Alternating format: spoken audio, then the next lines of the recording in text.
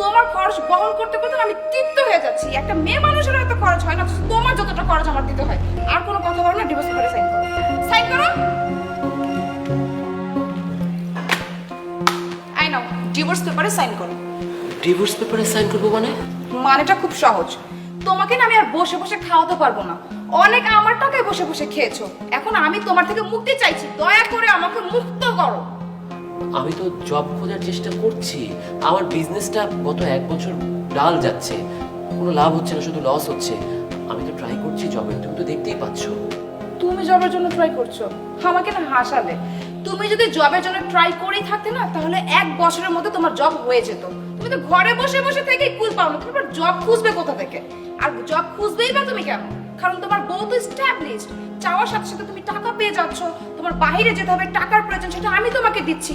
তাহলে কোনো হাজবেন্ড যদি তার বোর্ড থেকে টাকা চাওয়ার আগে পেয়ে যায়, তাহলে সে কখনো কি কষ্টের কাজ করার চিন্তা ভাবনা করে নাকি? কখনোই করে না। তাই তুমিও অনেক বসে বসে খেয়ে না তোমার জিহ্বাটা বড় হয়ে গেছে, মুখে অনেক ক্ষয় ফুটেছে। আর না, আমি তোমার জিহ্বাটা না এখন ছোট করে দিতে চাচ্ছি। সুন্দর করে ডিভোর্স পেপারে সাইন করো আর আমাকে মুক্ত করো। দেখো, তুমি আর আমি 6 বছর ধরে সংসার করছি। গত 5 বছর তোমার আর আমার সংসার খুব ভালো ছিল, সচ্ছল ছিল, তোমাকে বাইরে কাজ করতে হয়নি, কারণ আমার ব্যবসাটা খুব ভালো চলছিল। এখন এই 1 বছরে তুমি আমার সাথে এই ধরনের বিহেভ করছো।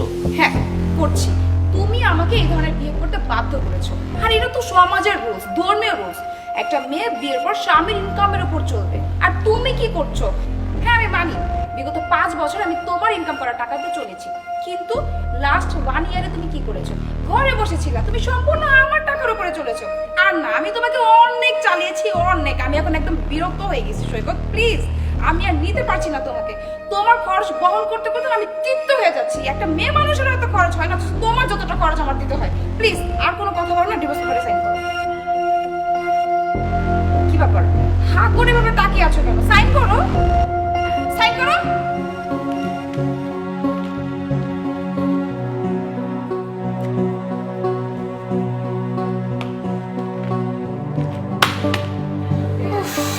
বড় বাঁচা বাঁচলাম। অবশেষে তোমার মতো একটা বেকার ভাদেমা লোকের থেকে মুক্ত পেলাম। তোমাকে একটা গুড নিউজ বলবো। আমি না নিউ একটা রিলেশনে জড়িয়েছি, তো আমি তাকেই বিয়ে করবো। ছেলেটা এস্টাবলিশড। আমাদের দুইজনের ইনকামে আমাদের সংসারটা খুব সুন্দরভাবে চলে যাবে। তো আসি, আর কি বলবো, কিছু বলার নেই। ভালো থাকো। শাওন, স্যার। শাওন, কি ব্যাপার শাওন? তুমি এখানে? আর তুমি কি স্যার বলছো কেন? Sir please. হ্যাঁ, আমার তো স্যার বলছে কারণ আমি ওর স্যার। তুমি কি ভেবেছো তুমি যার সাথে প্রেম করেছো সে কোটিপতি, বাড়ি গাড়ি সব তার? নো। গত 1 বছরে বাড়ি ধারায় আমি একটা ডুপ্লেক্স বাড়ি করেছি, যেটার ছবি ওর প্রোফাইলে ছিল। গত 1 বছরে তোমাদের একটা প্রাডো গাড়ি কিনেছিলাম, যেটার ছবি ও ড্রাইভিং সিটে বসে দিয়েছিল নিজের গাড়ি বলে, এবং পুরোটাই ওর আর আমার প্ল্যানিং ছিল। কারণ আমি জাজ করতে চেয়েছিলাম তুমি কেমন। 1টা বছর তুমি আমার খরচ বহন করতে পারো কিনা সেটা দেখতে চেয়েছিলাম। তুমি কি করলে?